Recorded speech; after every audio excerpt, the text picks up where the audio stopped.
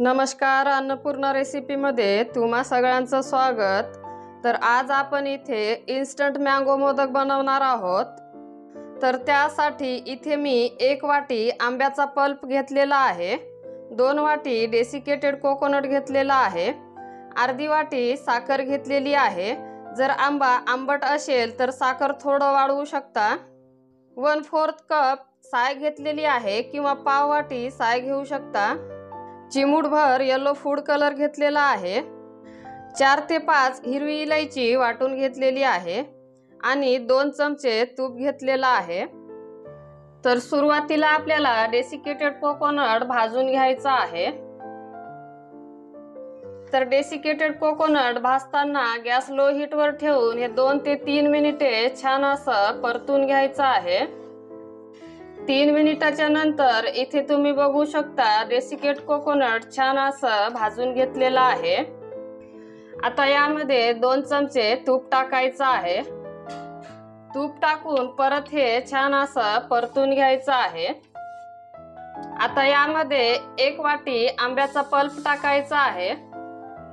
Pulp टाकून हे परत मिक्स करून घ्यायचं आहे। तर मिक्स करत असताना गॅस लो हीट वर ठेवायचा आहे। मिक्स झाल्यानंतर आता यामध्ये अर्धी वाटी साखर टाकायची आहे। साखर टाकून परत हे मिक्स करून घ्यायचं आहे।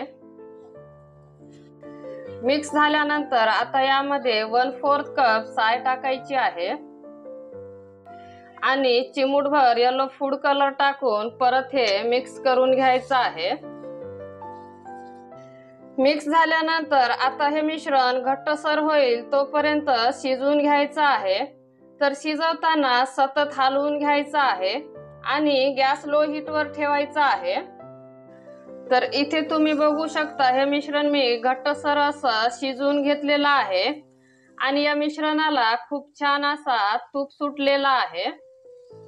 आता यामध्ये इलायची पावडर टाकून हे मिक्स करून घ्यायचं आहे। मिक्स झाल्यानंतर लगेच गॅस बंद करून हे मिश्रण थोडंसं थंड करून घ्यायचं आहे। तर इथे तुम्ही बघू शकता हे मिश्रण थोडंसं थंड झालेलं आहे। तर आता आपण याचे लगेच मोदक बनवून घेणार आहोत। तर त्यासाठी इथे मी मोदक मोल्ड घेतलेला आहे। आता यावर सजावटीसाठी पिस्त्याचे काप टाकायचं आहे।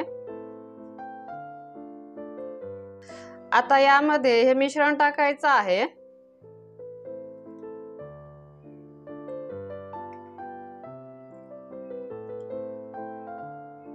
मिश्रण टाकून झाल्यानंतर हे व्यवस्थित असं पॅक करून घ्यायचं आहे आणि वरचं हे मिश्रण काढून घ्यायचं आहे। मिश्रण काढून घेतल्यानंतर हे हलक्या हाताने प्रेस करून घ्यायचं आहे। तर इथे व्यवस्थित असं पॅक करून घेतलेलं आहे। तर आता मोदक आपण डिमोल्ड करून घेणार आहोत। तर इथे तुम्ही बघू शकता खूप छान असा मोदक तयार आहे। आता हे एका डिश मध्ये काढून घेऊ।